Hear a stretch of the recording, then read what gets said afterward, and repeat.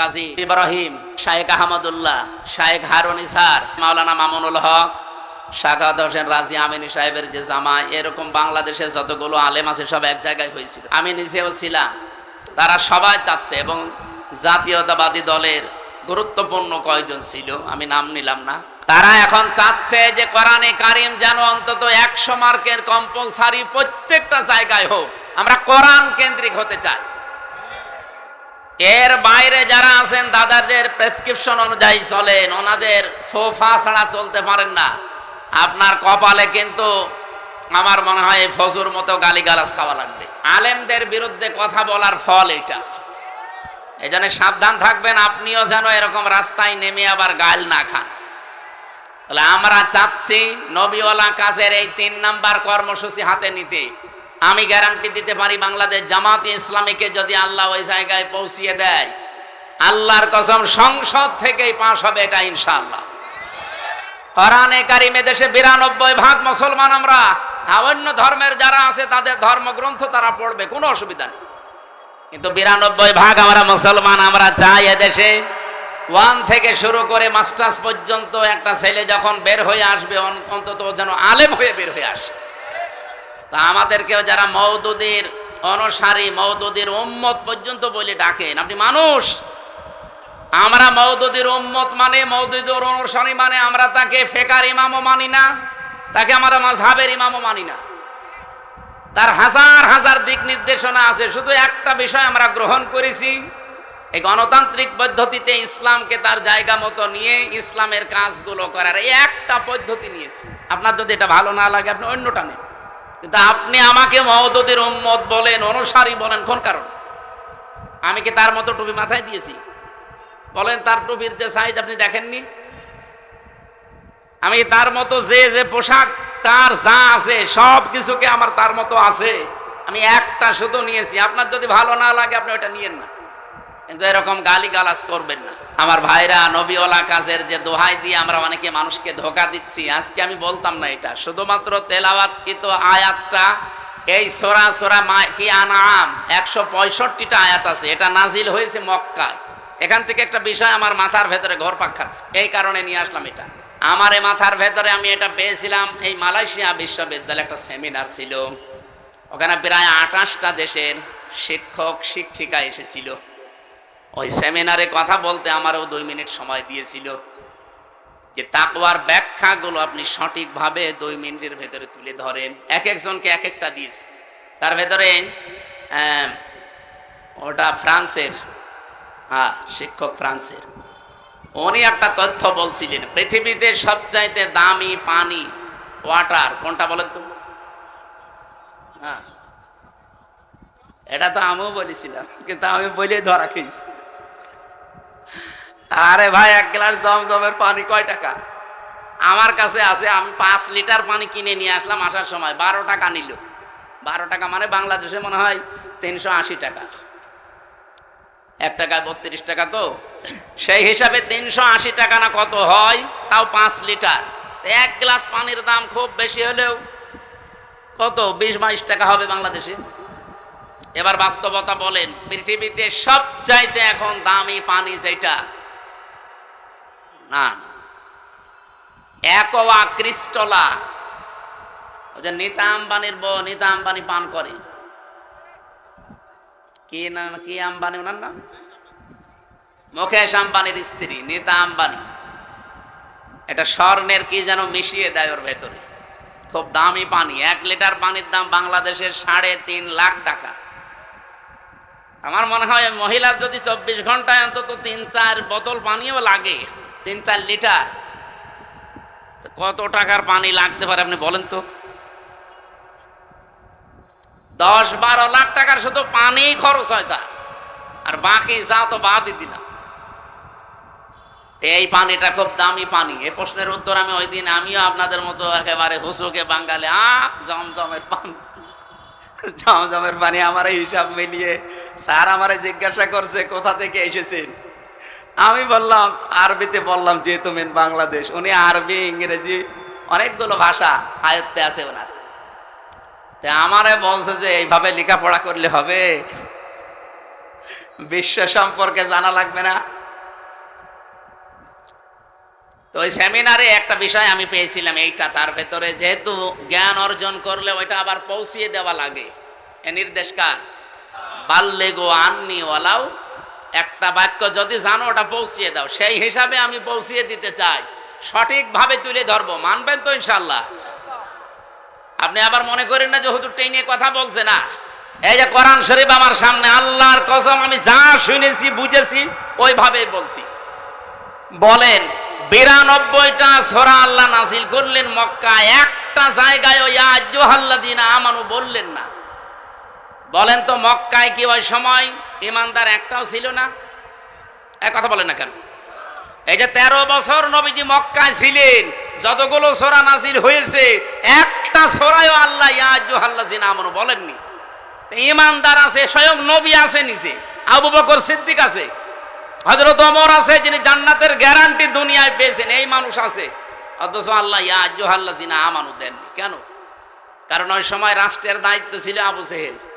কে ছিল? আরো জোরে বলেন।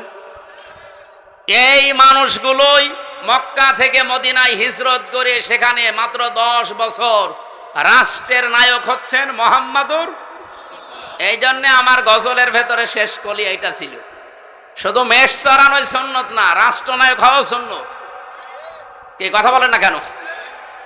সুন্নাত নয় শুধু মেষ চড়াতে যাওয়া, আরো সুন্নাত হলো রাষ্ট্রনায়ক হওয়া। উনি রাষ্ট্রনায়ক ছিলেন না? কয় বছর? 10 বছর। এই 10 বছরে যে 22টা সূরা নাযিল হয়েছিল, আপনি দেখেন এই সূরাগুলো খুঁজে খুঁজে, এখানে আছে ইয়া আইয়ুহাল্লাযীনা আমানু, 89 জায়গায় আছে।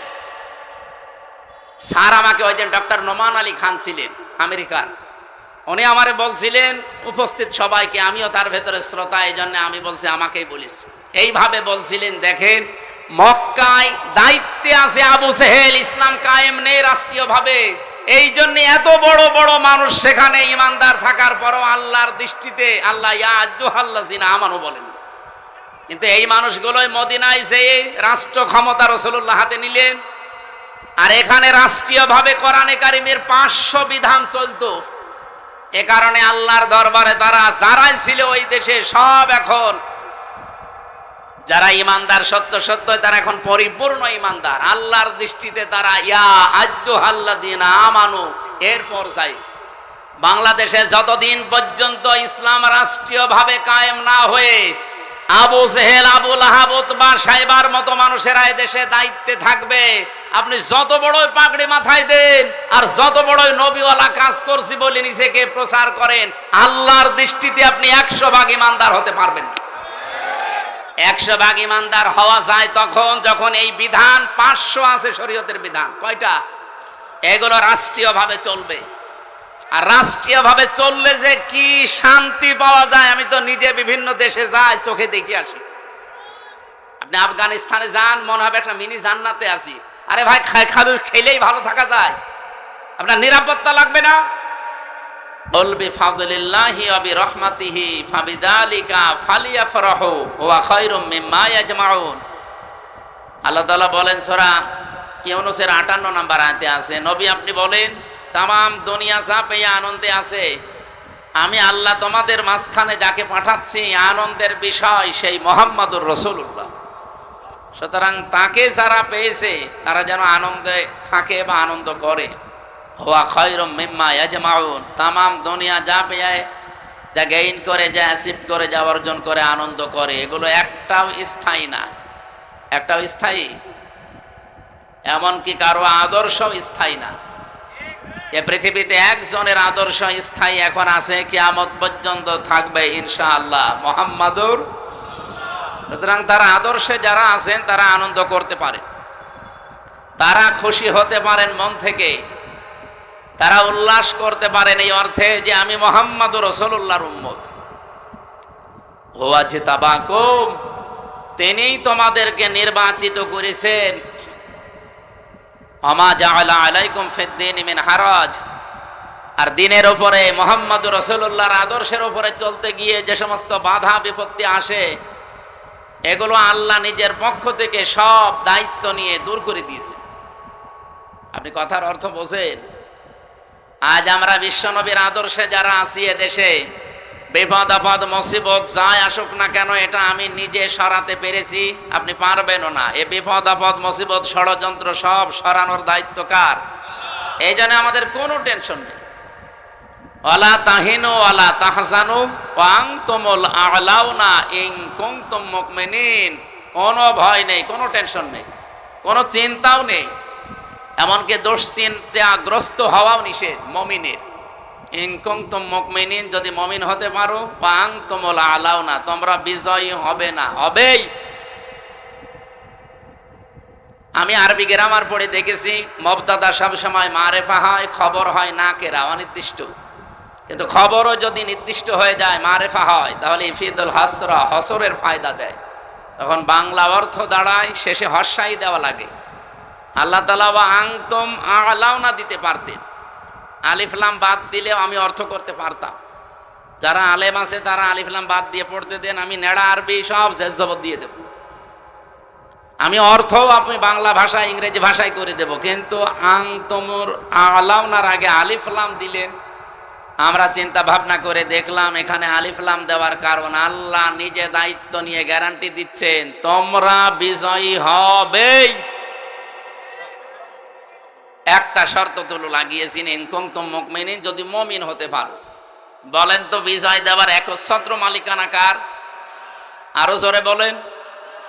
মুক্তিযুদ্ধ হয়েছিল ৭১ সালে, আল্লাহ যদি বিজয় না দিতেন, এদেশের যত মানুষ ছিল সবাই মিলে মুক্তিযুদ্ধ করলেও জয় পাওয়া সম্ভব ছিল, এটা আমরা বিশ্বাস করি। কিন্তু ফৌজু পাগলা বিশ্বাস করে না। ফৌজু পাগলা গত কয়েকদিন আগে বলেছি যে ফজরের নামাজ যদি পড়বেন, কোরআন শরীফ পড়বেন, এরপরে মুক্তিযুদ্ধর গান বাজাবেন। একটা কথা হইল, যদি কোরআন শরীফ পড়ার পরে যদি বলতো আপনারা হাদিস পড়বেন কয়েকটা, এরপরে দেশের জন্য দোয়া করবেন, তো মেনে নিতাম। মুক্তিযুদ্ধের গান বাজানো লাগবে কোন কারণে? মুক্তিযুদ্ধ হয়েছিল, স্বাধীন হয়েছিলাম, আল্লাহ বিজয় দিয়েছিলেন। এটা কোনো মানুষের কৃতিত্ব না, মানুষ কাজ করেছে, এতটুকু দায়িত্ব তার। বিজয় দেওয়ার একচ্ছত্র মালিকানা আমরা বিশ্বাস করি। আরো জোরে বলেন। এই আয়াতের ভেতরে ছিল বিজয় আল্লাহ দেবেই, তাহলে বিজয় দেওয়ার একচ্ছত্র মালিকানা আল্লাহর।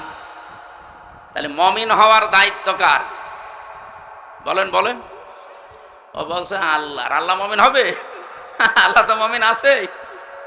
আল্লাহর যে ৫,০০০ নাম, তার ভেতরে আমরা ৯৯টা কম বেশি জানি। এখানে মুমিন নামে একটা নাম নেই। আল্লাহ তো নিজে মুমিন আছে, উনি আবার মুমিন হবে কেন? ওনার ওপর বিশ্বাস করে আমাদের মুমিন হওয়া লাগবে। তাহলে আমরা আজ আনন্দিত এই কারণে যে আমরা এমন একজনের উম্মত, তার উম্মত হওয়ার জন্য নির্বাচিত হওয়া লাগে। হুয়াজতাবাকুম, তিনিই তোমাদেরকে নির্বাচিত করেন। আমার প্রশ্ন, নির্বাচিত হওয়া লাগে যেই পদ্ধতিতে, তার নাম কি? নির্বাচন। আপনারা কি ঘুমিয়ে গেলেন? বলেন, নির্বাচিত হওয়া লাগে যে পদ্ধতিতে, এর নাম কি? এই যে এই ১৭ বছর চলছে, নির্বাচন হয়েছে? আমার এখন ৩৩ বছর। ১৮ বছর থেকে যদি ভোট দিতে আরম্ভ করতাম, আমি ৩ বার ভোট দিতে পারতাম, একবারও পারি না। তার মানে অন্তত এই আমার বয়সী যারা, এই ৩০, ৩২, ৩৩ বছর যাদের বয়স, তারা নির্বাচন কি এটা আমরা জানি না। তাহলে এতদিন যারা আমাদের মাথার উপরে নির্বাচিত আমরা এই কথা বলে চালিয়েছে, এরা ডাহা মিথ্যাবাদী না? এমনকি যেটা পালিয়েছে ওটা এখনো মুখ জোর করছে যে আমি নির্বাচিত ছিলাম, আমারে উৎখাত করা হয়েছে। এত বড় শয়তান আর এত বড় মিথ্যাবাদী। আপনি নির্বাচিত ছিলেন, কে বলে আপনাকে নির্বাচিত? নির্বাচনই তো হয়নি, নির্বাচিত হইলেন কি করে? নির্বাচিত তো হওয়া লাগে নির্বাচনের মাধ্যমে। এই কথা বলেন না কেন? সুতরাং আগামীতে অনেকে চোরা গলি দিয়ে এদিক ওদিক দিয়ে আবার ওই কাজ করতে চাচ্ছেন না। এদেশে নির্বাচনের বাইরে কেউ নির্বাচিত হতে আর পারবেন না। আমি খোলাখুলি বলছি, এটা রেকর্ড হচ্ছে, সারা দেশে যাচ্ছে। অনেকেই সত্য মিথ্যা মিলিয়ে বিভিন্ন ষড়যন্ত্রের মাধ্যমে তারা জানাতে চায় বাংলাদেশ জামাত ইসলামী নাকি ষড়যন্ত্র করছে দেশে যেন নির্বাচন না হয়। এই যে কোরআন শরীফ আমার হাতে, এটা ডাহা মিথ্যা কথা। এই 1 বছর 1 মাসের ভেতরে বাংলাদেশ জামাত ইসলামী শুধু একমাত্র দল যারা নির্বাচনের সব কাজ অলরেডি আরম্ভ করে দিয়েছে। আপনি বলেন তো, এটা কি মিথ্যা কথা বললাম? এখনো কোন দলের লোক এইভাবে মাঠে নেমেছে? আমরা তো নেমেছি আগে। আপনি কোন কারণে এই দলের ওপরে মিথ্যা তহমত চাপিয়ে দেন? মিথ্যা চাপাতে চাপাতে এখন আর জায়গা নেই। সুতরাং যারা এই ষড়যন্ত্রমূলক কথা বলছেন আপনারা থামবেন। গত পরশুদিন কি হয়েছে রাতের বেলা আপনারা জানেন। গোপন সংবাদ এদেশে যা আরম্ভ করেছেন আপনাদের 1 বছর 1 মাসের তালিকা কিন্তু বিশ্ব আন্তর্জাতিক মোড়ল যারা অনেকেই পেয়েছে হাতে, তারা আপনাদেরকেও দিতে চাচ্ছে না। আর মিথ্যা তহমত আমাদের ওপরে যা লাগিয়েছেন এই কয়েকদিন ধরে যেটা চলছে, বিশেষ করে চরমপন্থার সাথে মৌলবাদ নাম দিয়ে এদেশের মুসলমানদেরকে অনেকেই এখনো পর্যন্ত কালার করার চেষ্টায় আছে এই বিশ্বের মোড়লদের কাছে। আমি খোলাখুলি বলছি, এ কথাটা ওনার না, যে বলেছে তার নাম নিলাম না, এ কথা দাদাদের। দাদারা শিখিয়েছে এতদিন খনি হাসিনাকে, ওই কথা এখন শেখাচ্ছে অনেককে। ওনার মতো যদি আবার ফাঁদে পা দেন, উনি তো অন্তত শ্বশুর বাড়ি পেয়েছে, আপনার তো শ্বশুর বাড়ি এই দেশে, আপনি কি করবেন তখন? এই জন্য কারো কালো ফাঁদে পা দেওয়া যাবে না, চিন্তা ভাবনা করে। শেষে আপনারাও পাবেন না, ইসলামের হাতেও দিলেন না। শেষ পর্যন্ত এটা দেখবেন সাদা চামড়া যারা, তারা অন্য একটা ব্যবস্থা করে ফেলবে। এখন তো অন্তত দাড়ি রাখতে সুযোগ পাচ্ছে, নামাজ পড়তে যেতে পারেন মসজিদে। আমরা বাদ দিয়ে যদি অন্য কেউ শকুনের মশা এসে এই জায়গাটা দখল করে আবার একবার নিতে পারে না, তখন মসজিদেও যেতে পারবেন না, কপাল থাপড়িয়ে মরবেন। আশা করছি রেকর্ড হচ্ছে বলে সারা দেশে যাবে, আমি সতর্ক করলাম, এটা আমি গোপনে জানি। আল্লাহ আমাদেরকে সব কিছু থেকে হেফাজত করুন। আমাদেরকে নির্বাচিত করেছেন কে বলেন? কি হওয়ার জন্যে? উম্মত, নবীজির উম্মত। যেহেতু আর 1-1.5 ঘন্টা 2 ঘন্টা পরে আরম্ভ হবে তার জন্মের মাস রবিউল আওয়াল, আমি এই সংক্রান্ত বিষয়গুলো সামনে এনে আজকে কথা বলতে চাই ঘন্টাখানিক। থাকবেন তো ইনশাল্লাহ? হ্যাঁ, এখানে একেবারে নিস্তব্ধ হয়ে যাবেন, ভালো করে শুনবেন। যে আল্লাহ আমাদেরকে অন্তত এই গুরুত্বপূর্ণ একটা মাসে, সফর মাস শেষের দিকে রবিউল আওয়াল আসতেছে, তিনি আমাদেরকে কোরআন কেন্দ্রিক জীবন গঠন করার জন্য, রসুলের সুন্নাহ কেন্দ্রিক জীবন গঠন করার জন্য আজকের এই আয়োজনে হাজির হবার তৌফিক দিয়েছে। এখানে দল মত নির্বিশেষে সবাই আছি আমরা। আমাদের পরিচয় এখন একটাই, আল্লাহর বান্দা, রাসূলুল্লাহর উম্মত। আর অন্য কোনো পরিচয় আছে? ওগুলো সব বাদ দেন। যে আল্লাহ আমাদেরকে সত্যিই বাড়ি থেকে পর্যন্ত নিয়ে এসে বসিয়ে রেখেছেন। আমি আসার সময় আমার পা দেবে যাচ্ছিল, তার মানে জায়গাটা এখনো ভেজা, কাদা, নিচ দিয়ে এখনো পর্যন্ত ঠান্ডা উঠতেছে। বৃষ্টি কখন নেমে যায় এখন তার গ্যারান্টি নেই। এই জন্য আমরা খুব তাড়াতাড়ি করব। খুশি হয়ে বলেন আলহামদুলিল্লাহ। দরুদ আর সালাম পাঠ করার মাধ্যমে আজকে আমরা আরম্ভ করছি রবিউল আওয়াল। রবিউল শব্দের শাব্দিক অর্থ হচ্ছে বসন্ত। আওয়াল মানে প্রথম, প্রথম বসন্ত। বসন্ত কি খারাপ? এটা আসলে সব সজীবতা ফিরে পায়। এ পৃথিবী ঠিক ওই রকম অকেজ হয়ে গিয়েছিল। রব্বুল আলামিন বলেন, লাকাদ মান্নাল্লাহু আলাল মুমিনিনা ইয বাআসা ফীহিম রাসূলাম মিন আনফুসিহিম ইয়াতলু আলাইহিম আয়াতিহি ওয়া ইউযাক্কিহিম ওয়া ইউআল্লিমুহুমুল কিতাবা ওয়াল হিকমা ইলা আখির আয়াত। সূরা আলে ইমরান থেকে বলছি 164 নম্বর আয়াতে আছে, আল্লাহ পাক বলেন, লাকাদ মান্নাল্লাহ, অবশ্যই আমি আল্লাহ মানন করেছি, অনুগ্রহ করেছি, আলাল মুমিনিনা, পৃথিবীর মুমিনদের উপরে। আমরা যারা ঈমান এনে মুমিনের দাবি করছি, আমাদের উপরে সব চাইতে বড় মানান, অনুগ্রহ, দয়া আল্লাহর কি? ইয বাআসা ফীহিম রাসূলা, আমি একজন রাসূল পাঠিয়েছি তোমাদের মাঝে। এটা সবচাইতে বড় মানন আল্লাহর। তাফসীর আমি পড়তে গিয়ে এদের থেকে দেখেছি এ পৃথিবীতে যত দয়া, যত রহমত, যত মানান অনুগ্রহ আল্লাহ দিয়েছেন, সবচাইতে বড় দয়া আল্লাহর কাছ থেকে এসেছে তিনটা। এক নম্বরে কোরআনে কারিম, দুই নম্বরে মুহাম্মাদুর রাসূলুল্লাহ, তিন নম্বরে আমরা মার বাবা পেয়েছি। এটা আল্লাহর রহমত। যাদের বেঁচে আছে রহমত বেঁচে আছে, যাদের মারা গেছে তার রহমত আর দুনিয়ায় নেই। তাহলে দ্বিতীয় নম্বরের ব্যাখ্যা বলছিলাম, বিশ্বনবীকে আমাদের মাঝে আল্লাহ পাঠিয়েছেন রহমত, মানান, অনুগ্রহ, দয়া হিসাবে। কি করতেন তিনি? ইয়াতলু আলাইহিম আয়াতিহি, তিনি আল্লাহর আয়াত তেলাওয়াত করে আমাদেরকে শোনাতেন। আজ ওপেন বলছি, আজ যত রকমের কথা বিভিন্ন রাজনৈতিক দল, বিশেষ করে বাংলাদেশে যারা দিন কায়েম করতে চান, তাদের উপরে আপনারা ছড়িয়ে দেন, তাদের উপরে আপনারা বসিয়ে দেন, তাদের উপরে আপনারা চাপিয়ে দেন। তাদেরকে বলছি, যে মানুষগুলো বাংলাদেশে বলেন আমরা নবীওয়ালা কাজ করি, এই বাংলাদেশ সহ বিশ্বে নবীওয়ালা কাজ করছে যারা এই চারটা কর্মসূচি হাতে নিয়েছে। এক নম্বরে ইয়াতলু আলাইহিম আয়াতিহি, যারা আল্লাহর আয়াত তেলাওয়াত করে মানুষকে শোনায়। আরে ভাই, আমি তো নিজে সাক্ষী দিচ্ছি, এতদিন তো ওইভাবে অ্যাক্টিভ ছিলাম না। জেল থেকে বের হয়ে অ্যাক্টিভ হয়ে দেখলাম বাংলাদেশ জামাত ইসলামী এবং ইসলামী ছাত্র শিবির আর ইসলামী ছাত্রী সংস্থা, এই তিনটার ভেতরে আমি শুধু পেয়েছি তারা কোরআন তেলাওয়াত করে আগে মানুষকে শোনাবে। এটা প্রথম কর্মসূচি। এটা শোনাতে হলে নিজের যোগ্যতা লাগবে। এই জন্য তাদের 15টা পয়েন্ট প্রতিদিন লেখা লাগে।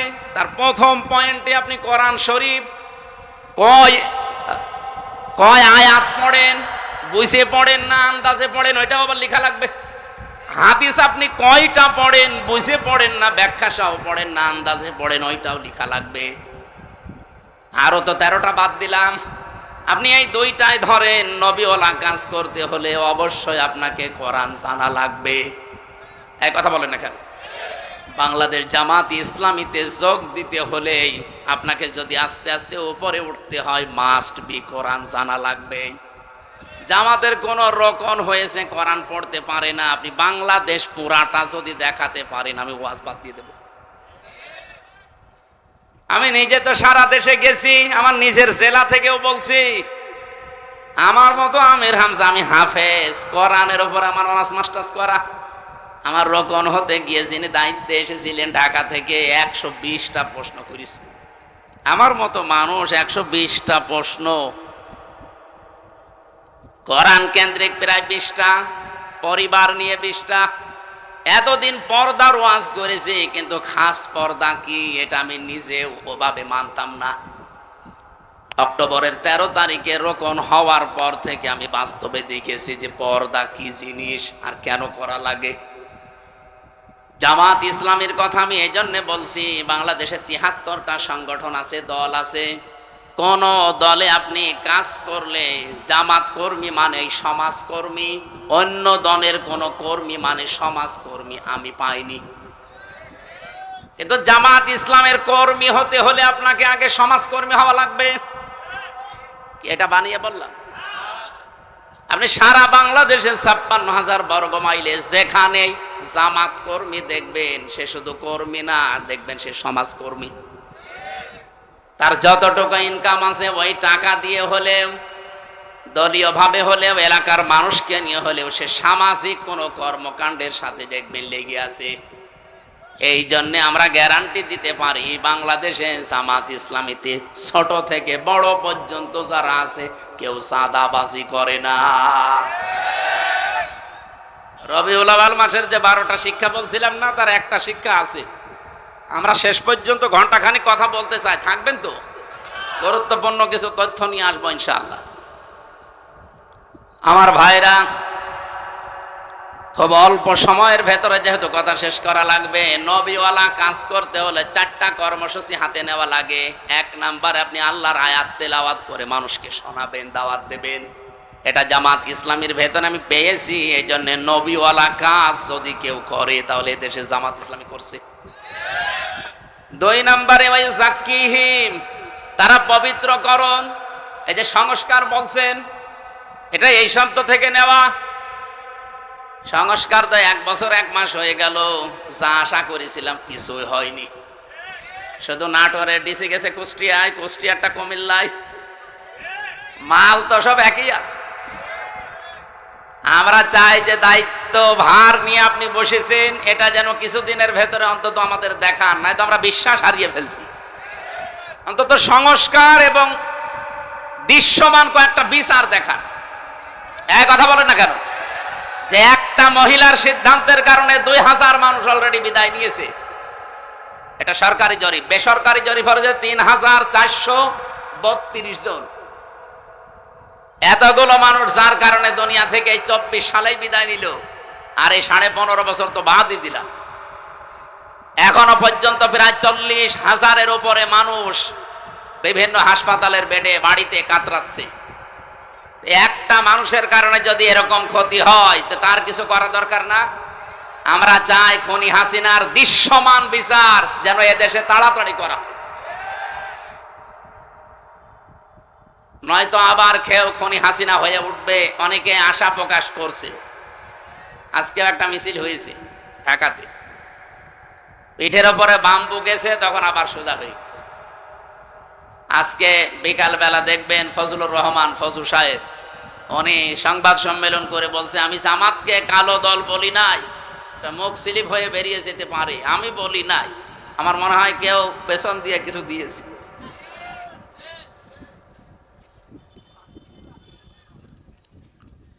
আমার ভাইরা, আমি শুধু ইঙ্গিত দিয়ে গেলাম। কোরআনে কারিমে এরকম 4টা জায়গায় 4টা আয়াত একই রকম শুধু শব্দ হেরফের করা আছে। সূরা বাকারা 129 নম্বর আয়াত, সূরা বাকারা 152 নম্বর, 151 নম্বর আয়াত, সূরা আলে ইমরান 164 নম্বর আয়াত, আর সূরা জুমা 2 নম্বর আয়াত। এই 4টা জায়গায় একই কথা আছে যে নবীওয়ালা কাজ করতে হলে এইগুলো করা লাগে। যারা এ দেশে করছে আপনি নির্দ্বিধায় বিশ্বাস করতে পারেন কোরআনের সাথে তাদের মিল আছে, তারাই মাত্র নবীওয়ালা কাজ করছে। আল্লিমুহুমুল কিতাব, 3 নম্বরে তারা কিতাবের শিক্ষা ব্যবস্থা চায়। এই বাংলাদেশে যতগুলো আন্দোলন হচ্ছে আল্লাহর কোরআনকে শিক্ষা ব্যবস্থায় নিয়ে যাওয়ার জন্য আপনি তাকান। এই যে 15 বছরের ভেতরে একটা বিষয় দেখবেন, আগে 5 এবং 8-এ বৃত্তি পরীক্ষা হতো, 100 মার্কের কোরআন হাদিস থাকতো, সেটা এই 15 বছরে পুরাটা তুলে দিয়েছে, একটাও নেই। আমরা দাবি জানিয়েছি, আমরা আহ্বান জানাচ্ছি, যেহেতু আপনি 2 জন নবীর নাম নিয়ে বসে আছেন, ডক্টর মোহাম্মদ ইউনুস, কয়জন নবীর নাম? মোহাম্মদ ইউনুস, 2 নবীর নাম নিয়ে আছেন। অন্তত এই কাজটা করে যান যাওয়ার আগে, যে আমরা 1 থেকে মাস্টার্স পর্যন্ত দেশে এই কোরআনের 100 মার্কের কম্পালসারি সাবজেক্ট চাই। এই চান না এটা? সেদিন বাংলাদেশ জাতীয়তাবাদী দলের একজন সর্বোচ্চ পর্যায়ের নেতা, ওনার কাছ থেকে আহ্বান পেয়েই তিনি এসেছিলেন। বাংলাদেশের পথিতযশা যারা আলেমে দিন আছে বড় বড়, ডক্টর কাজী ইব্রাহিম, মুফতি ইব্রাহিম, এরপরে শায়েখ আহমদুল্লাহ, এরপরে শায়েখ হারুন ইসহার, আমি নিজেও ছিলাম, এরকম আরও যারা আছে, মাওলানা মামুনুল হক, শাহাদাত হোসেন রাজি আমিনী সাহেবের যে জামাই, এরকম বাংলাদেশে যতগুলো আলেম আছে সব এক জায়গায় হয়েছিল। তারা সবাই চাচ্ছে, এবং জাতীয়তাবাদী দলের গুরুত্বপূর্ণ কয়েকজন ছিল, আমি নাম নিলাম না, এই মানুষগুলো এসে সবাই তাদের মনের ভেতরে এই আশঙ্কা যে যেভাবে চলছে এইভাবে চলতে থাকলে আমাদের ছেলে মেয়েরাও শেষ বয়সে আমাদেরকে বৃদ্ধাশ্রমে রেখে আসবে। কারণ তারা আমার সাথে 3 বছর জেলে ছিল, আমি নিজে দেখেছি, পরিবর্তন হয়েছে তারা অনেকে। তারা এখন চাচ্ছে যে কোরআনে কারিম যেন অন্তত 100 মার্কের কম্পালসারি প্রত্যেকটা জায়গায় হোক। আমরা কোরআন কেন্দ্রিক হতে চাই। এর বাইরে যারা আছেন দাদাদের প্রেসক্রিপশন অনুযায়ী চলেন, ওনাদের ফোফা ছাড়া চলতে পারেন না। আপনার কপালে কিন্তু আমার মনে হয় ফজুর মতো গালিগালাজ খাওয়া লাগবে। দেখেন না আজকে কি গাল দিয়েছে, ওই ফজু বেরিয়ে আয়। একটা কথা হলো, আলেমদের বিরুদ্ধে কথা বলার ফল এটা। এই জন্য সাবধান থাকবেন, আপনিও যেন এরকম রাস্তায় নেমে আবার গাল না খান। তাহলে আমরা চাচ্ছি নবীওয়ালা কাজের এই 3 নাম্বার কর্মসূচি হাতে নিতে। আমি গ্যারান্টি দিতে পারি বাংলাদেশ জামাতে ইসলামীকে যদি আল্লাহ ওই জায়গায় পৌঁছিয়ে দেয়, আল্লাহর কসম সংসদ থেকেই পাস হবে এটা ইনশাআল্লাহ। কোরআনে কারিমে দেশে 92% মুসলমান আমরা, অন্য ধর্মের যারা আছে তাদের ধর্মগ্রন্থ তারা পড়বে, কোনো অসুবিধা নেই, কিন্তু 92% আমরা মুসলমান। আমরা চাই এদেশে 1 থেকে শুরু করে মাস্টার্স পর্যন্ত একটা ছেলে যখন বের হয়ে আসবে অন্তত যেন আলেম হয়ে বের হয়ে আসে। আজকে আমার কুষ্টিয়ার ডিসি পাল্টিয়ে গেছে, উনি খুলনায় গেছে, পটুয়াখালীর একজন যিনি উনি আজকে এসে জয়েন করেছে। সাক্ষাৎ করেছিলাম আগেরটার সাথে, উনি অনেকদিন ওএসটি হয়েছিল, শেষ পর্যায়ে এসে কুষ্টিয়াতে দায়িত্ব পেয়ে চলে গেছে আজকে। আমি যতটুকু কথা বলে তার সাথে বুঝেছি, ভেতরে তার কোরআনে কারিমের যতটুকু আলো আল্লাহ দিয়েছে, এই জন্যে কুষ্টিয়াকে অন্তত সাদাবাজ মুক্ত করার জন্য তিনি চেষ্টা চালাচ্ছিলেন। এত কিছু মানুষের কারণে আল্লাহরে বান্দা আর পেরে দেয়নি, এখন খুলনাতে চলে গেছে। আল্লাহ যেন সফলতার সাথে, সততার সাথে এবং এখলাসের সাথে দায়িত্ব পালন করার তৌফিক দিন। আজকে কুষ্টিয়ার সবচাইতে বড় অফিস, আমি ওখানে গিয়েছিলাম দুপুরবেলা, অনেক সময় ছিলাম। উনি আমারে বলছিলেন আমি প্রায় 16-17 বছর ওএসডি হয়েছিলাম। আল্লাহ যখন আমাকে দায়িত্বে এনেছেন আর আমি যতদিন কুষ্টিয়ায় আছি, উনি গ্যারান্টি অন্তত আমাদের 8-9 জনের সামনে দিলেন যে যারা সততার দিক থেকে, চরিত্রের দিক থেকে 1 বছরে এগিয়ে আছে, আমি তাদের মাধ্যমে কুষ্টিয়াতে কাজ করতে চাই। তিনি নাম নেয়নি, কিন্তু আমি জেনেছি তারা হচ্ছে বাংলাদেশ জামাত ইসলাম। 1 বছর 1 মাসের ভেতরে তাদের কোন চরিত্রে খুঁত পেয়েছেন আপনি? বিড়ি খায় এমন একজন কর্মী পেয়েছেন, বাকিগুলো তো বাদই দিলাম। আর বাকি অন্যান্য যারা আছেন এই 73টা দলের অধিকাংশ দল, আমি সবাই বলি নাই, অধিকাংশ আপনি মিলিয়ে দেখবেন তারা যাদের আদর্শ নিয়ে রাজনীতি করে ও আদর্শই না। তা আমাদেরকেও যারা মওদুদীর অনুসারী, মওদুদীর উম্মত পর্যন্ত বলে ডাকেন, আপনি মানুষ। আমরা মওদুদীর উম্মত মানে, মওদুদীর অনুসারী মানে আমরা তাকে ফেকার ইমামও মানি না, তাকে আমরা মাযহাবের ইমামও মানি না। তার হাজার হাজার দিক নির্দেশনা আছে, শুধু একটা বিষয় আমরা গ্রহণ করেছি, এই গণতান্ত্রিক পদ্ধতিতে ইসলামকে তার জায়গা মতো নিয়ে ইসলামের কাজগুলো করার এই একটা পদ্ধতি নিয়েছি। আপনার যদি এটা ভালো না লাগে আপনি অন্যটা নেন, কিন্তু আপনি আমাকে মওদুদীর উম্মত বলেন, অনুসারী বলেন, কোন কারণে? আমি কি তার মতো টুপি মাথায় দিয়েছি? বলেন, তার টুপির যে সাইজ আপনি দেখেননি?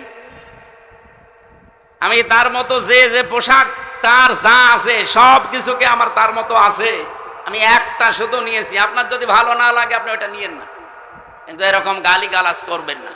এটা কিন্তু আর আগস্টের 5 তারিখের আগে নেই, 24 সালের, এখন 25 সালের সেপ্টেম্বরের কয় তারিখ আজকে? আগস্টের 25 তারিখ চলছে। সুতরাং আমরা সাবধান হব এখন। আর আমাদের মুখে যেহেতু লাগাম নেই, সত্য কথা বলতে আর কোনো বাধা আছে? আগেও বলতে পারতাম, কিন্তু মুখ চেপে ধরা হতো। এখন চেপে ধরেন তো দেখি।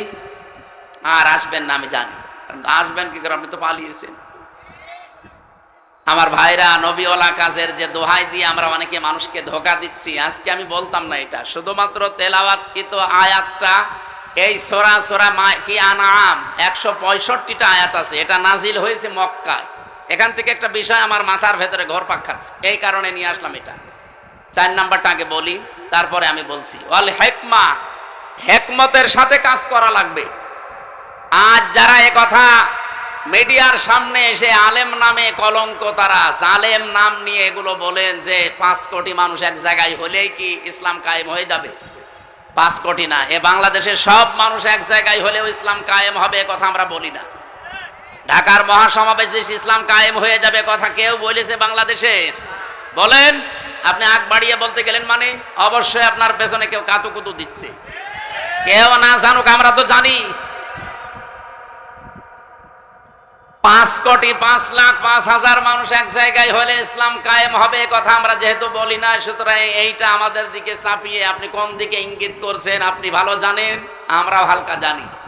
আমরা এটা হিকমত হিসাবে এই অনুষ্ঠানটা করতে যদিও 3 কোটি 3.5 কোটি টাকা খরচ, কিন্তু এটার দ্বারা ইসলামের, বিশেষ করে এদেশে ইসলামপন্থী মুসলমানদের যা হয়েছে 100 বছরও এটা হয়নি। এক সমাবেশে আন্তর্জাতিক মহল থেকে বিশেষ করে যতগুলো রাষ্ট্রদূত বিশ্বের কাজ করে এই দেশে, সব এখন জামাত অফিসে এসে ধর্ণা দেয়। আপনি দেখেছেন প্রতিদিন বাংলাদেশে বিভিন্ন দেশের রাষ্ট্রদূত, বিভিন্ন দেশের উপপ্রধানমন্ত্রী পর্যন্ত এসে দেখা করে যাচ্ছে। এমনি এমনি করে তারা। বিদেশি সাংবাদিক আমি যাদের সাথে পরিচিত হয়েছিলাম ওই দিন, তারা পর্যন্ত বলেছে যে একটা দলের ডাকে এত মানুষ এক জায়গায় হয়, এটা পৃথিবীর মনে হয় প্রথম ইতিহাস। ওই সাংবাদিক ফ্রান্সের, উনি ইংরেজিতে বলছিলেন যে একটা দলের ডাকে এত মানুষ ঢাকাতে, এটা মনে হয় পৃথিবীর প্রথম ইতিহাস, এত মানুষ এক জায়গায় হয়নি। গত 2 দিন আগে ভারতের তামিলনাড়ুতে বিজয় থালাপতি নাকি যেন নাম, ওনার নামটা আমি ভালো জানি না, বিজয় থালাপতি এরকমই দেখলাম পত্রিকায়, উনি ডাক দিয়েছে 4 লাখ মানুষ এসেছে। আর বাংলাদেশ জামাত ইসলামের আমির ডাক্তার শফিকুর রহমান ডাক দিয়েছিল 4 লাখ। আমার মনে হয় গণনার বাইরে। তাই আপনি কি মনে করছেন যে এই সমাবেশ যদি বাংলাদেশের আর 73টা দল আছে, যে কোনো দলকে করতে দেন তো 3 কোটি টাকা না, আমি 30 কোটি টাকা তাদেরকে বলবো খরচ করতে, তাও তারা এর অর্ধেক মানুষ নিয়ে আসতে পারবে না। কারণ আমরা যারা এদেশে জামাত ইসলামী থেকে ওই জায়গায় গিয়েছিলাম, এটা ইবাদত মনে করে গিয়েছিলাম। এটা একটা হেকমা। আমরা হেকমার ব্যাখ্যায় অনেকগুলো বিষয় ছিল, আমি সবগুলো নিয়ে আসতে পারছি না। আমি শুধু এই মক্কা এবং মদিনায় নাজিল হওয়ার একটা প্রেক্ষাপট নিয়ে আসতে চেয়েছি। এদিকে তাকান, এ সূরা নাজিল হয়েছে মক্কায়। কোথায়? কোরআন শরীফের ভেতরে মক্কায় নাজিল হওয়া সূরা 92টা, আর মদিনায় নাজিল হওয়া সূরা 22টা। অন্য আরেকটা বর্ণনা আছে 86টা আর 28টা। আমরা প্রথমটায় ধরলাম। তাহলে এই সূরাটা মক্কায় 165টা আয়াত আছে, আমরা মাত্র একটা আয়াত পড়েছি। আমার এই মাথার ভেতরে এই আয়াত নিয়ে যত তথ্য আছে, এই 1 ঘন্টা তো এমনি বললাম, কিয়ামত পর্যন্ত আলোচনা করলে এই আয়াত শেষ হবে না। এত কথা এর ভেতরে আল্লাহ লুকিয়ে রেখেছে। আমরা হালকা টান দিয়ে কিছু বের করতে পারবো ইনশাআল্লাহ, ওইগুলো আপনাদেরকে ডেলিভারি দেবো ইনশাআল্লাহ। তাহলে সূরাটা নাজিল হয়েছিল কোথায়? মক্কায়। এই জন্য সূরার নাম মাক্কি সূরা। মদিনায় যতগুলো সূরা নাজিল হয়েছে সবগুলোকে বলা হয় মাদানী সূরা। তো শিক্ষা কি? আপনি দেখবেন যতগুলো সূরা মক্কায়, এই 92টা সূরার কোন জায়গায় ইয়া আইয়ুহাল্লাযীনা আমানু পাবেন না। আপনি যারা আছে কোরআন পড়ে, শেষ পর্যন্ত পড়িছে উপর থেকে, অবশ্যই শুরু থেকে শেষ পর্যন্ত এনাদের পড়া আছে। স্টেজের সামনের কাতারে যারা, একটাও বাদ নেই, প্রত্যেকেই 1 থেকে শেষ পর্যন্ত পড়িছে। কিন্তু আপনি বলেন এই 92টা সূরা ইয়া আইয়ুহাল্লাযীনা আমানু নেই। ইয়া আইয়ুহাল্লাযীনা আমানু, ওহে যারা ঈমানের দাবি করো, এই কথা আছে শুধুমাত্র মাদানী সূরার এই 22টা সূরা, তাও 89 জায়গায় শুধু। বলেন এবার বাস্তবতা কি? আমার এই মাথার ভেতরে আমি এটা পেয়েছিলাম, এই মালয়েশিয়া বিশ্ববিদ্যালয়ে একটা সেমিনার ছিল, ওখানে প্রায় 28টা দেশের শিক্ষক শিক্ষিকা এসেছিল। ওই সেমিনারে কথা বলতে আমারও 2 মিনিট সময় দিয়েছিল, যে তাকওয়ার ব্যাখ্যাগুলো আপনি সঠিকভাবে 2 মিনিটের ভেতরে তুলে ধরেন। এক একজনকে এক একটা দিয়েছে। তার ভেতরে ওটা ফ্রান্সের, শিক্ষক ফ্রান্সের, উনি একটা তথ্য বলছিলেন, পৃথিবীতে সবচাইতে দামি পানি, ওয়াটার কোনটা বলেন তো? এটা তো আমিও বলেছিলাম, কিন্তু আমি বলে ধরা খেয়েছি। আরে ভাই, 1 গ্লাস জমজমের পানি কয় টাকা? আমার কাছে আছে, আমি 5 লিটার পানি কিনে নিয়ে আসলাম, আসার সময় 12 টাকা নিল। 12 টাকা মানে বাংলাদেশে মনে হয় 380 টাকা। 1 টাকায় 32 টাকা, তো সেই হিসাবে 380 টাকা না কত হয়, তাও 5 লিটার। 1 গ্লাস পানির দাম খুব বেশি হলেও কত 20-22 টাকা হবে বাংলাদেশে। এবার বাস্তবতা বলেন, পৃথিবীতে সবচাইতে এখন দামি পানি যেটা, না অ্যাকোয়া ক্রিস্টালা, ওই যে নীতা আম্বানির বউ, নীতা আম্বানি পান করে, কি নাম, কি আম্বানি ওনার নাম? মুকেশ আম্বানির স্ত্রী নীতা আম্বানি। এটা স্বর্ণের কি যেন মিশিয়ে দেয় ওর ভেতরে, খুব দামি পানি। 1 লিটার পানির দাম বাংলাদেশের 3.5 লাখ টাকা। আমার মনে হয় মহিলার যদি 24 ঘন্টায় অন্তত 3-4 বোতল পানিও লাগে, 3-4 লিটার, কত টাকার পানি লাগতে পারে আপনি বলেন তো? 10-12 লাখ টাকার শুধু পানি খরচ হয় তার, আর বাকি যা তো বাদই দিলাম। এই পানিটা খুব দামি পানি। এই প্রশ্নের উত্তর আমি ওই দিন আমিও আপনাদের মতো একেবারে হুসুকে বাঙালি জমজমের পানি, জমজমের পানি আমার হিসাব মিলিয়ে স্যার আমারে জিজ্ঞাসা করছে কোথা থেকে এসেছেন। আমি বললাম আরবিতে, বললাম যেহেতু মেন বাংলাদেশ। উনি আরবি ইংরেজি অনেকগুলো ভাষা আয়ত্তে আছে ওনার। আমারে বলছে যে এইভাবে লেখাপড়া করলে হবে, বিশ্ব সম্পর্কে জানা লাগবে না? তো ওই সেমিনারে একটা বিষয় আমি পেয়েছিলাম এইটা, তার ভেতরে যেহেতু জ্ঞান অর্জন করলে ওইটা আবার পৌঁছিয়ে দেওয়া লাগে। এ নির্দেশ কার? বাল্লেগো আন্নি ওয়ালাউ, একটা বাক্য যদি জানো ওটা পৌঁছিয়ে দাও। সেই হিসাবে আমি পৌঁছিয়ে দিতে চাই, সঠিকভাবে তুলে ধরবো। মানবেন তো ইনশাল্লাহ? আপনি আবার মনে করেন না যে হুজুর টেনে কথা বলছে না। এই যে কোরআন শরীফ আমার সামনে, আল্লাহর কসম আমি যা শুনেছি বুঝেছি ওইভাবেই বলছি। বলেন 92টা সূরা আল্লাহ নাযিল করলেন মক্কায়, একটা জায়গায় ওই ইয়া আইয়ুহাল্লাযীনা আমানু বললেন না। বলেন তো মক্কায় কি ওই সময় ঈমানদার একটাও ছিল না? এক কথা বলেন না কেন? এই যে 13 বছর নবীজি মক্কায় ছিলেন, যতগুলো সূরা নাযিল হয়েছে একটা সূরায়ও আল্লাহ ইয়া আইয়ুহাল্লাযীনা আমানু বলেননি। ঈমানদার আছে, স্বয়ং নবী আছে নিজে, আবু বকর সিদ্দিক আছে, হযরত ওমর আছে যিনি জান্নাতের গ্যারান্টি দুনিয়ায় পেয়েছেন, এই মানুষ আছে। অথচ আল্লাহ ইয়া আইয়ুহাল্লাযীনা আমানু দেননি কেন? কারণ ওই সময় রাষ্ট্রের দায়িত্ব ছিল আবু জেহেল। কে ছিল? আরো জোরে বলেন।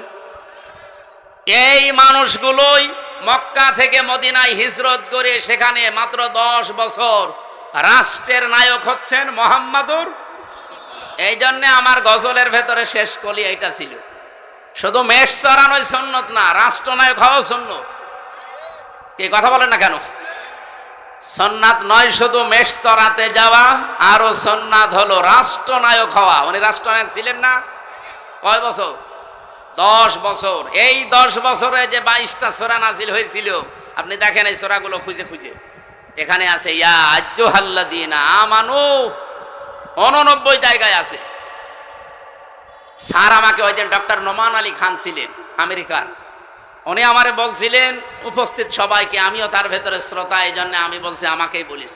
এইভাবে বলছিলেন, দেখেন মক্কায় দায়িত্বে আছে আবু জেহেল, ইসলাম কায়েম নেই রাষ্ট্রীয়ভাবে। এই জন্য এত বড় বড় মানুষ সেখানে ইমানদার থাকার পরও আল্লাহর দৃষ্টিতে আল্লাহ ইয়া আইয়ুহাল্লাযীনা আমানু বলেন। কিন্তু এই মানুষগুলোই মদিনায় যেয়ে রাষ্ট্র ক্ষমতা রাসূলুল্লাহ হাতে নিলেন, আর এখানে রাষ্ট্রীয়ভাবে কোরআনে কারিমের 500 বিধান চলতো। এ কারণে আল্লাহর দরবারে তারা যারাই ছিল ওই দেশে সব এখন যারা ইমানদার সত্য সত্য, তারা এখন পরিপূর্ণ ইমানদার। আল্লাহর দৃষ্টিতে তারা ইয়া আইয়ুহাল্লাযীনা আমানু এর পর্যায়ে। বাংলাদেশে যতদিন পর্যন্ত ইসলাম রাষ্ট্রীয়ভাবে কায়েম না হয়ে আবু জেহেল, আবু লাহাব, উতবা, সাইবার মতো মানুষেরা এই দেশে দায়িত্বে থাকবে, আপনি যত বড়ই পাগড়ি মাথায় দেন আর যত বড়ই নবীওয়ালা কাজ করছি বলে নিজেকে প্রচার করেন, আল্লাহর দৃষ্টিতে আপনি 100 ভাগ ইমানদার হতে পারবেন না।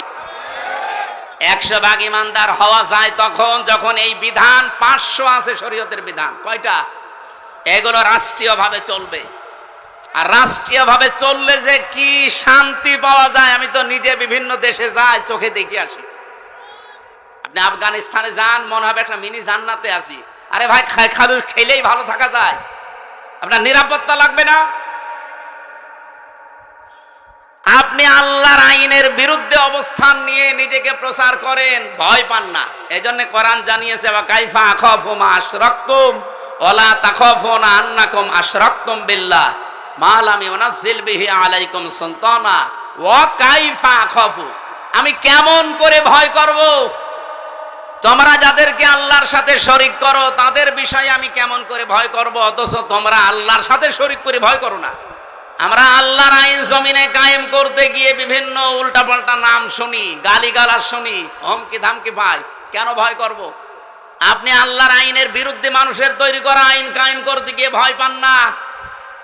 আর আমরা ভয় পাইব মানে আপনার পক্ষে কোনো দলিল আছে? বলেন, আপনি যার আইন দুনিয়ায় কায়েম করতে চান তার পক্ষে কোনো দলিল আছে? তার চরিত্র আছে? তা আমরা যার আইনের কথা বলি, যার আইন কায়েম করতে চাই, আল্লাহর কসম কোনো ভয় আমাদের অন্তরে আর নেই। কারণ আমাদের নিরাপত্তার দায়িত্ব ডক্টর ইউনূসের। কার? ফাজ্জুল ফারিকাইনি আহাক্কু বিল আমনি। আহাক্কু ইসমে তাফসীর। বলো তো, এই যে পৃথিবীতে দুইটা দল, একটা আল্লাহর আইনের পক্ষে, একটা আল্লাহর আইনের বিপক্ষে, এর ভেতরে সবচাইতে নিরাপত্তার হকদার কারা? ইন কুনতুম তা'লামুন, যদি জেনে থাকো। এই জন্য আমি 2 দিন আগে বাংলাদেশ জামাত ইসলামী কর্তৃক আয়োজিত এই যে কুষ্টিয়াতে হরিনারায়ণপুর ইউনিয়নে একটা সমাবেশ ছিল, আমাকে মেহমান করে নিয়ে যাওয়ার পরে আমি বলেছিলাম, আগামীতে বাংলাদেশে যে নির্বাচন আসতেছে, যে ভোট আসতেছে, একটা হচ্ছে ইসলামের পক্ষে, একটা শয়তানের পক্ষে। এ কথার ভেতরে ভুল আছে। কারণ আল্লাহর আইনের পক্ষে আমরা অনেকেই এখন ইসলামী দল যারা সব এখন ভোটের বাক্স একটা দেওয়ার সিদ্ধান্ত নিয়েছি। এর বাইরে যারা আল্লাহর আইন বাদ দিয়ে অন্য আইন কায়েম করতে চান, আমি নাম নিলাম না তাদেরকে কোরআনে কারিমে শয়তানি বলা হয়েছে। নাকি আমি নিজে বানালাম? আল্লাহ রাব্বুল আলামিন বলেন, আল্লাযীনা আমানু ওয়া লাম ইয়ালবিসু ঈমানাহুম বিযুলমিন উলাইকা লাহুমুল আমনু। ভালো করে শুনবেন। আল্লাহ বলেন, আমি নিরাপত্তা দেই। আমার পক্ষ থেকে যদি কেউ নিরাপত্তা পেতে চায়, 2টা গুণ অর্জন করা লাগবে। ঈমান আনা লাগবে, আর শিরিক আর জুলুম মুক্ত জীবন গঠন করা লাগবে। এখানে জুলুম মানে শিরিক। আমি এই আয়াতটা মিলিয়েছিলাম সূরা আলে ইমরানের সাথে। অমাং দাখলাহু কানা আমিনা। যখন আমার মা আমার সাথে ছিল, বললাম যে মা, এই যে এইটা মাকামে ইব্রাহিম আলাইহিস সালামের যে পায়ের চিহ্ন এখনো আছে। উনি অনেকক্ষণ দাঁড়িয়ে দাঁড়িয়ে ঘুরছিলেন আর দেখছিলেন। তো ওখানে একটা আয়াত শোনালাম, মা নিজেও পড়ছিল, অমাং দাখলাহু কানা আমিনা, যে আল্লাহর এই আয়াতের ভেতরে, এই এরিয়ার ভেতরে যারা আসবে তারা নিরাপত্তা পেয়ে যাবে। এ কথা কার?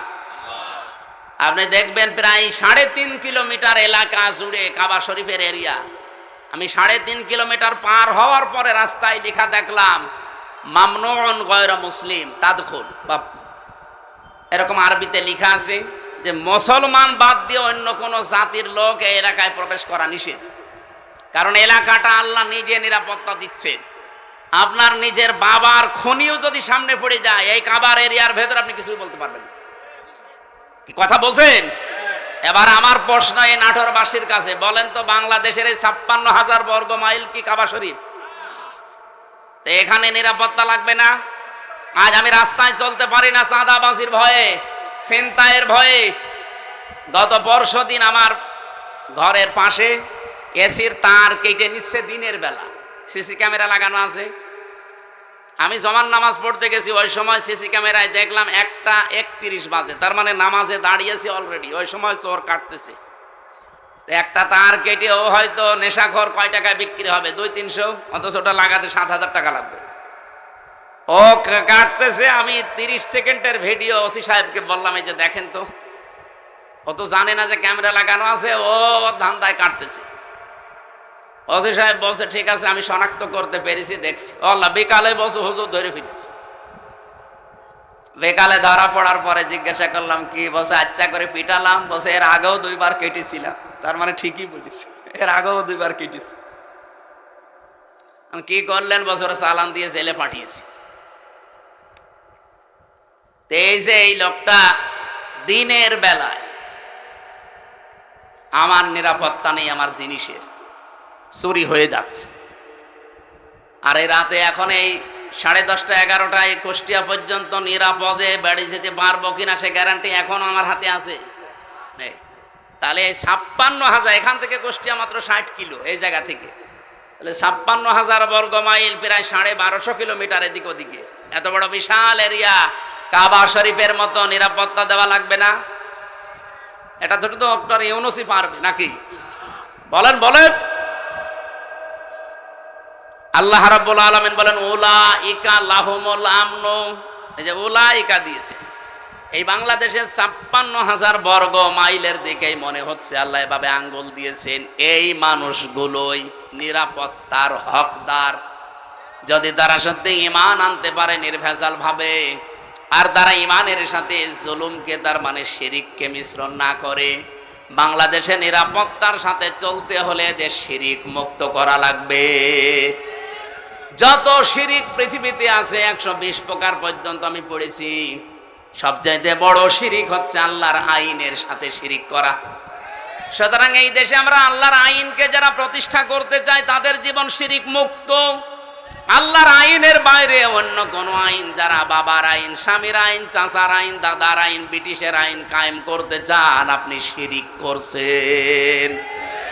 আপনি নিরাপত্তায় থাকতে পারবেন না। আমাদের নিরাপত্তা তো মাস্ট বি আছে। আমরা মরে গেলেও শহীদ, বেঁচে থাকলেও গাজী, এরকম একটা শপথ বাক্য নিয়েই দুনিয়ায় বেঁচে আছি। কুলিন্না সলাতি ওয়া নুসুকি ওয়া মাহইয়ায়া ওয়া মামাতি লিল্লাহি রাব্বিল আলামিন। নবী আপনি বলেন, আমার নামাজ, আমার কোরবানি, আমার বেঁচে থাকা, আমার মরে যাওয়া সব আমি আল্লাহকে দিয়েছি। এই কথা বলেই কিন্তু রাস্তায় আসা লাগে। যারা শপথ বাক্য পাঠ করে রকম হতে হলে এই আয়াত পড়ায় না? যারা পড়িয়েছে আপনি জিজ্ঞাসা করেন, আমারে তো পড়িয়েছে, আমারে আমিরে জামাত জেলখানায় পড়িয়েছে। বলছে এখানে পড়িয়ে দিলাম, বাইরে যেয়ে নতুন করে ঝালাই করবা।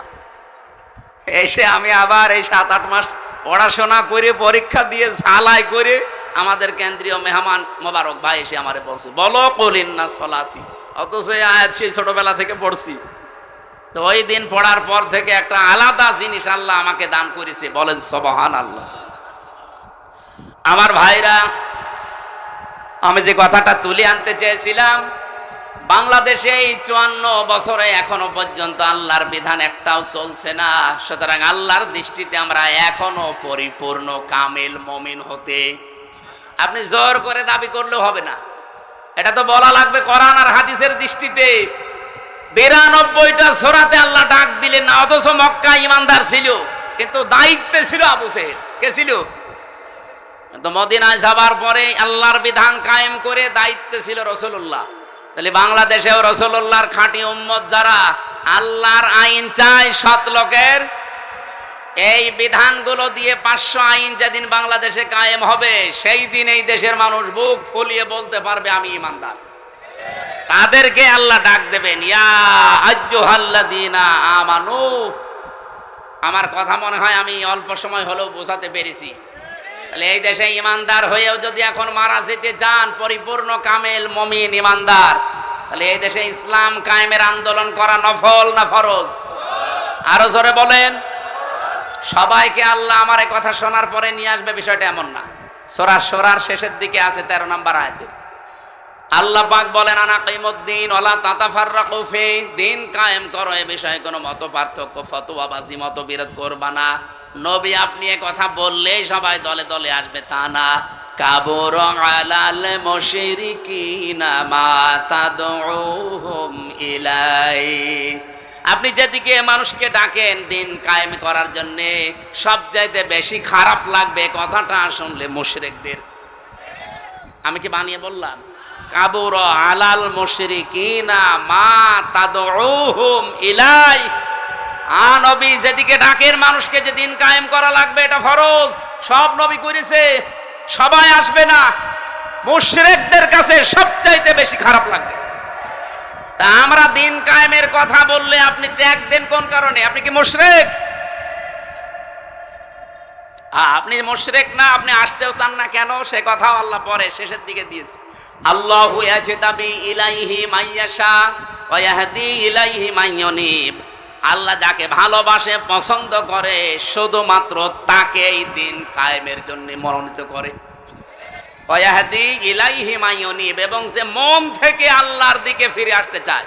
সুতরাং বাংলাদেশে এই 18 কোটি মানুষের ভেতরে গত পরশু দিনের একটা জরিপ বলছি, এখন প্রায় 7 কোটি 20 লাখ মানুষ অন্তত ডাইরেক্ট ইনডাইরেক্ট ভাবে দিন কায়েম হোক এটা চাচ্ছে। 18 কোটির ভেতরে 7 কোটি 20 লাখ।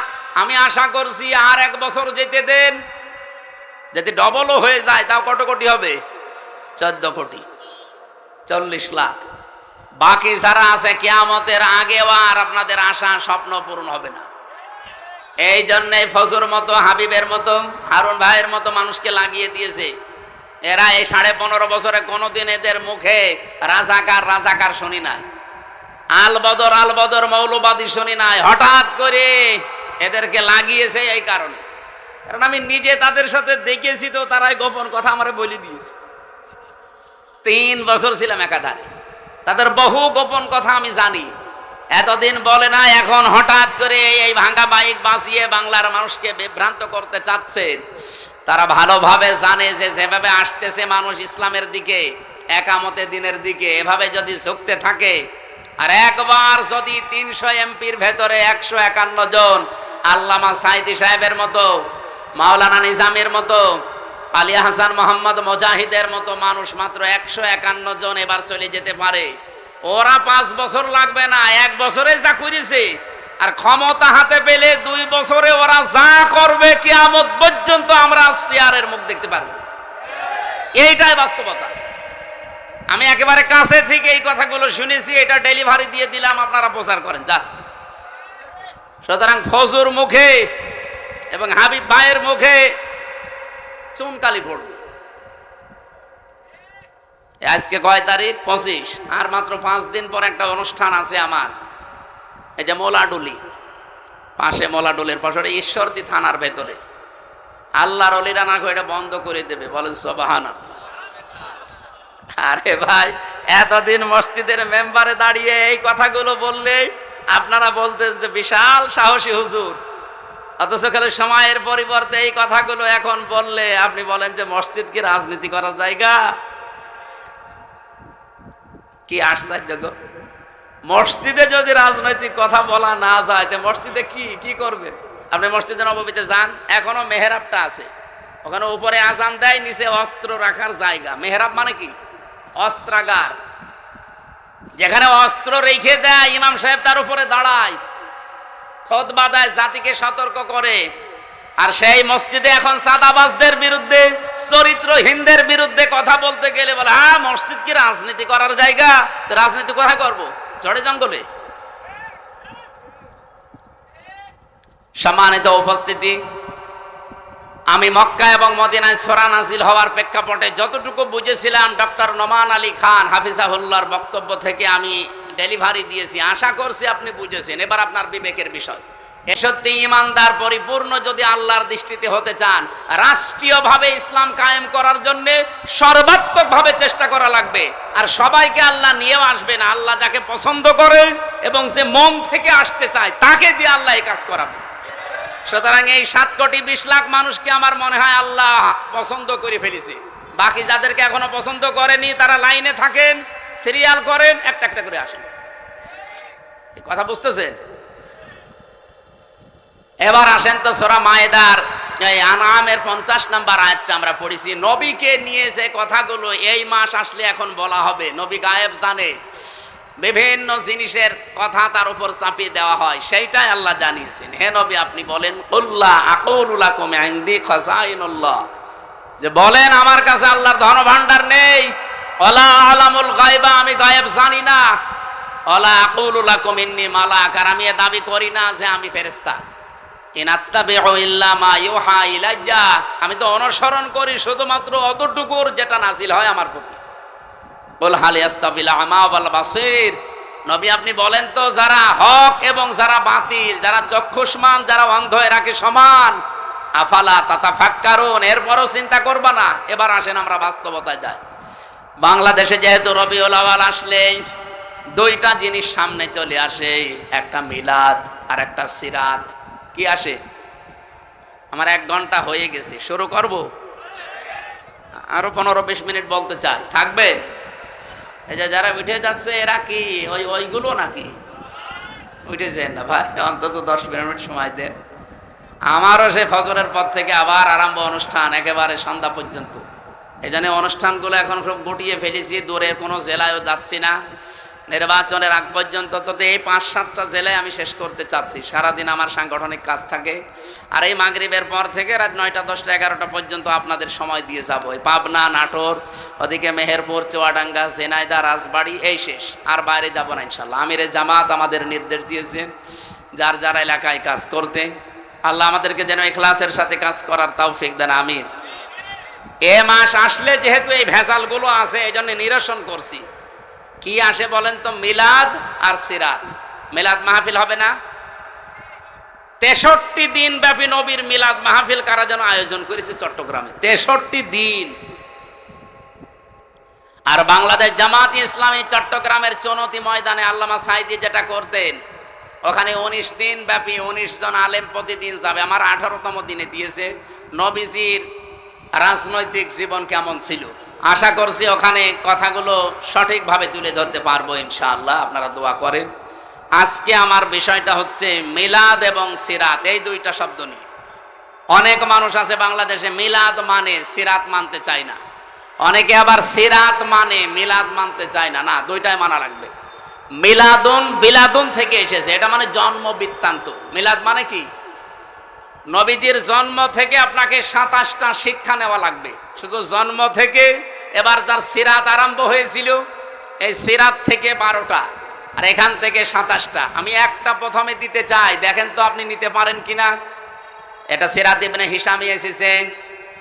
বিশ্বনবী পৃথিবীতে আসার পরে তাকে যিনি কোলে তুলে নিয়েছিলেন দুধ দেওয়ার জন্যে, আমরা কয়েকজনের নাম জানি, তার ভেতরে অন্যতম নাম হচ্ছে হযরতে হালিমাতুস সাদিয়া। এর আগেও দুধ খাওয়িয়েছে সুয়াইবিয়া নামক একজন, কিন্তু এই যে হালিমাতুস সাদিয়া, ওনাকে বুকে তুলে নিয়ে দুধ দিয়েছিলেন প্রথমে।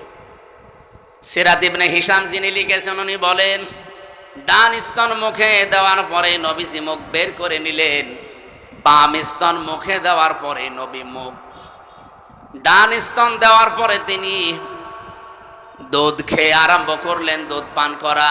বাম স্তন দেওয়ার পরে তিনবার তিনি মুখ বের করে দিলেন। হযরতে হালিমা বলেন, আমি মুখের দিকে তাকিয়ে দেখি চোখের ইশারা দিয়ে মোহাম্মদ আমাকে বসাতে চায়। মা হালিমা, জোর করেন কেন?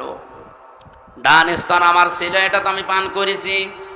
বাম স্তন এটা আমার না, আমি জানি আপনার একটা সন্তান আছে ছোট, আমার আব্দুল্লাহ দুধ ভাই, এটা আমার দুধ ভাই আব্দুল্লাহর হক। আপনি জেনে রাখেন, দুনিয়ায় আমি ভাইয়ের হক নষ্ট করার জন্য আসি নাই, এসেছি ভাইয়ের হক ফিরিয়ে দেওয়ার জন্যে। বাংলার মুসলমানেরা, যেই নবী এই রবিউল আউয়াল মাসে জন্ম নিয়ে মায়ের কোলে বসে ভাইয়ের হক নষ্ট করে না, ফিরিয়ে দেয়, সেই নবীর উম্মত এখন আমরা দাবি করছি। এ রবিউল আউয়াল মাস আসলে অনেকেই সাদাবাজি থেমে নেই, অনেকের দুর্নীতি ঘুষ খাওয়া থেমে নেই। কিসের রবিউল আউয়াল পালন করেন আপনি? মিলাদ দেন। বহু মানুষকে আমি কুষ্টিয়ার কথা বলছি, আমি নাম নিলাম না, কুষ্টিয়াতে শুনেছি চাঁদার টাকা আদায় করে এনে মিলাদ দেয়। হ্যাঁ, আমি নাম নিলেও নিতে পারতাম। কুষ্টিয়া, ওই যে চাউলের কাজ কারবার বেশি হয়, কুষ্টিয়া থেকে পোড়াদা পর্যন্ত যে বিশাল মার্কেট, বাংলাদেশের দ্বিতীয় মার্কেট বলা হয় এটা। এখানে অনেকেই দেখি, শুনছি, দেখছি, তারা চাঁদাবাজি করে আমাদের মতো হুজুরকে দিয়ে মিলাদ পড়াচ্ছে। এই রবিউল আউয়ালে পড়াবে? টাকা কিসের? চাঁদা। কি দিচ্ছে? মিলাদে আপনি কি বলবেন? মিলাদ মানে বিলাদ, বিলাদ মানে জন্ম বৃত্তান্ত। নবীর জন্ম বৃত্তান্ত থেকে তো প্রথমে এই শিক্ষা আপনাকে নেওয়া লাগবে যে নবীজি ভাইয়ের হক ফিরিয়ে দিতেন, আর আপনি ভাইয়ের হক আরো নষ্ট করছেন, মেরে খাচ্ছেন, আবার মিলাদ দিচ্ছেন তার নামে। আশা করছে আপনি থামবেন, এটা আপনার কানেও যাবে, ডাইরেক্ট না গেলেও ইনডাইরেক্ট আপনার কানে যাবে, আপনি থামবেন। 2 নম্বরের বিষয় পেয়েছি সিরাত। বিশ্বনবী মুহাম্মদুর রাসূলুল্লাহর জীবন চরিত্র, তার আদর্শ, এটাকে সিরাত বলা হয়। আমার প্রশ্ন, দুনিয়াতে বহু মানুষ শুধু নবীজির মিলাদ মেনেছে, বিশ্বাস করেছে, মহব্বত করেছে মিলাদকে, কিন্তু তারা জাহান্নামে গেছে শুধু সিরাত না মানার কারণে।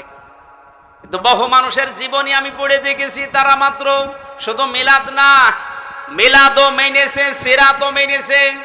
এই মানুষগুলো দুনিয়া থেকে জান্নাতি। যেমন হযরতে আমির হামজা, হযরতে আব্বাস রাদিয়াল্লাহু তাআলা আনহুমা, দুইজনের কথা আপনি পড়া জীবনী পড়ে দেখবেন। তাদের পড়া জীবনে আমি পড়ে পেয়েছি তারা মিলাদও বিশ্বাস করেছে, নবীর জন্ম। তারা সিরাতও মেনেছে। কি আমি বেশি বললাম? তারা মিলাদও মেনেছে, সিরাতও মেনেছে। দুইজনে জান্নাতি। আপনি সিস্টেম অপর পৃষ্ঠায় দেখুন, আরো দুইজন চাচা আছে নবীর আপন চাচা, আবু লাহাব আর আবু তালেব। এই দুইজন চাচা নবীর মিলাদ নিয়ে, জন্ম নিয়ে খুশি ছিল, কিন্তু নবীর আদর্শ পেয়ে তারা খুশি হয়নি। এই জন্য দুইজনই জাহান্নামী। আমার মনে হয় যারা জ্ঞানী মানুষ বুঝে ফেলেছেন। সুতরাং এই রবিউল আউয়াল আসলে শুধু মিলাদ নিয়েই খুশি থাকবেন। আপনি আর কি খুশি? আবু লাহাব নিজের বাড়ির কাছের মেয়ে লোক কিনা দাসীকে এই দুই আঙ্গুল নিয়ে আজাদ করে দিয়েছিল, এত খুশি হয়েছিল এই লোকটা। আপনি আর কয় টাকা খরচ করবেন না, 2 মণ মিষ্টি কিনবেন, আর ও নিজের কাজের মেয়েকে আজাদ করে দিয়েছে। এত খুশি হয়েছিল নবীর জন্মে, নবীর মিলাদে, নবীর জন্ম গ্রহণ করায়, কিন্তু নবীর আদর্শ মানে নাই। এই জন্য জাহান্নামী। এই জন্য কি? আর দুইজন চাচার কথা বললাম না, নিজে আমি আমির হামজার কবরের পাশে দাঁড়িয়েছিলাম। মনে হচ্ছে এখনো বসে আছে জিন্দা, কারণ শহীদরা মরে না। বলেন শহীদরা। এই হিসাবে বিশ্বাস করি বাংলাদেশ জামাত ইসলামীর যে 11 জন কেন্দ্রীয় নেতাকে ফাঁসি দিয়েছে, জেলখানায় হত্যা করেছে, প্রত্যেকটা শহীদ, কেউ মারা যায়নি, সবাই আল্লাহর জান্নাতের খাবার খাচ্ছে। কারণ তাদেরকে কেউ যদি বলে মরিয়ে গেছে, তার কবিরা গুনাহ হবে। ওয়ালা তাহসাবান্নাল্লাযীনা কুতিলু ফি সাবিলিল্লাহি আমওয়াতা। তোমরা কেউ ধারণাও করবা না, মুখে তো বলবাই না। ওয়ালা তাকুলু লিমা ইউকতালু, মুখে তো বলা যাবে না, ধারণাও করা যাবে না। এটা সূরা বাকারায়, সূরা আলে ইমরানে 2 জায়গায় আছে। মুখে বলা যাবে না, ধারণাও করা যাবে না যে শহীদ হয়েছে যারা মরে গেছে। আল্লামা শহীদ দেলাওয়ার হোসাইন সাইদি রহমতুল্লাহ আলাইহি, উনি কি মরে গেছে না শহীদ হয়েছে? বলেন বলেন। আল্লামা সাইদি তুমি মরনি, শহীদ হয়েছ তুমি এটাই জানি। বলেন বলেন। আল্লামা সাইদি তুমি মরনি, শহীদ হয়েছ তুমি এটাই জানি। কাবা শরীফের পাশে যে এই গজলটা যে বানিয়েছিল তাশরিফ, এই ছেলেটা ছিল আমার সাথে। আমার ছোট মেয়েকে কোলে নিয়ে ওই কাবার পাশে বসে বসে বলছিল। আমার মনে হচ্ছে যে কাবা শরীফে যে সাইদি সাহেব একবার ঢুকেছিল না, মনে হচ্ছে উনি ঢুকতেছে। কারণ শহীদ যারা হয় আমরা সবাই বিশ্বাস করি এরা মরে। আরো জোরে বলেন। এখন প্রশ্ন আসতে পারে, তাহলে শহীদ তো অনেকেই মরেছে, অনেকেই মেরে ফেলা হয়েছে, তাদেরকে অনেকে শহীদ বলতে চায় না। জিয়াউর রহমানকেও মেরে ফেলা হয়েছে, মুজিবুর রহমানকেও মেরে ফেলা হয়েছে, 2 জনকে মেরে ফেলা হয়নি। তবে আজ পর্যন্ত আপনি শুনেছেন কোনদিন যে শহীদ শেখ মুজিবুর রহমান? কেউ বলে। শহীদ জিয়াউর রহমান বলে।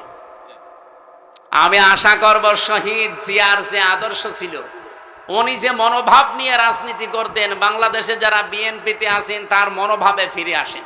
তিনি সারা জীবন ছিলেন ভারতের বিরুদ্ধে। আপনি তার জীবন পড়ে দেখেন, সারা জীবন তিনি ভারতের আগ্রাসনের বিরুদ্ধে ছিলেন।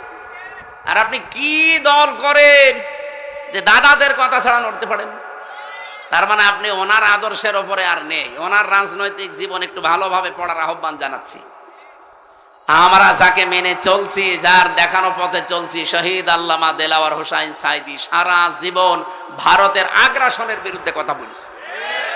বাংলাদেশ জামাত ইসলামীতে যারা আছে তাদের একই মনোভাব। আপনি দেখেন, কারো মাতব্বরি আমরা পছন্দ করি না। আপনি বন্ধুত্বের হাত বাড়িয়ে দেন প্রতিবেশী হিসাবে, আমরা মেনে নেব। মাতব্বরি করবেন ওটা আমরা মানি না। কথা বলেন না কেন? মাতব্বরি মেনে নেওয়া যদি মানুষের স্বভাব হতো তাহলে সিঙ্গাপুর মেনে নিত। সিঙ্গাপুরের পাশে মালয়েশিয়া 5 ডবল না, আমার মনে হয় সিঙ্গাপুরের চাইতে মালয়েশিয়া কমপক্ষে 50 ডবল বড় হবে। কারণ বাংলাদেশের এই নাটোর যত বড়, সিঙ্গাপুর এত বড় না। নাটোরে এই মাথা থেকে ও মাথা কত 60-70 কিলো হবে না? 60-70 কিলোর বেশি হবে এ মাথা ও মাথা। অথচ সিঙ্গাপুর মাত্র 42 কিলো। তাহলে সেই হিসাবে বাংলাদেশের 64টা জেলা, নাটোর তো খুব বড় জেলা না, কুষ্টিয়া চাইতেও ছোট, সেই হিসাবে আমি বলছি যে সিঙ্গাপুরের চাইতে মালয়েশিয়া 50 ডবল বললে ভুল হবে, আরো বড়। কারণ মালয়েশিয়া বাংলাদেশের কমপক্ষে 7 ডবল, এর চাইতে 7 ডবল বড় বাংলাদেশের চাইতে। অথচ তার পাশে সিঙ্গাপুর ঠিক বন্ধুত্বের হাত বাড়িয়ে দিয়েছে, তাদের এরকম তার কাটা দেওয়া নেই। বন্ধুত্বের হাত বাড়াবেন আপনি, প্রতিবেশী তার কাটা দিয়ে রাখবেন কোন কারণে? বিশ্বের কতগুলো উন্নত দেশ ঘুরে আসলাম, যারা আজ বন্ধুত্বের হাত বাড়িয়েছে, প্রতিবেশী কই, তাদের তো তার কাটা নেই। আপনাদের সাথে আমাদের শত্রুতার কারণ এইটাই, আপনারা আন্দাজে নাক গলাতে চান। এটা যতদিন মেয়ে ছিল ততদিন আপনি পেরেছেন, এখন মেয়ে নেই আর পারবেন না।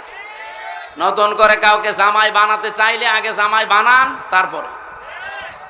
আর আমরা আপনার জামাই হব, কারণ আপনার সাথে আমাদের আত্মীয়তা করা জায়েজ নেই।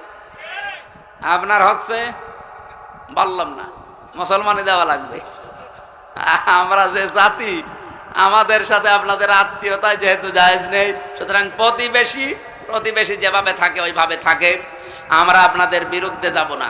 কিন্তু প্রতিবেশী যখন মালিকের স্রোত ধরবেন, তখন সারা জীবন বিরোধিতা করা লাগবে। এই কারণে আমরা রাসূলুল্লাহকে শুধুমাত্র মিলাদে মেনে, সিরাতে না মেনে আবু লাহাব আবু তালেবের মতো হতে চাই না।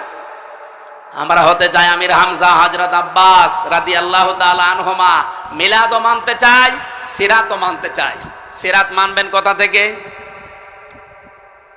40 বছর থেকে শুরু করে 63, এই 23 বছরে 1 সেকেন্ডও বাদ দিতে পারবেন না।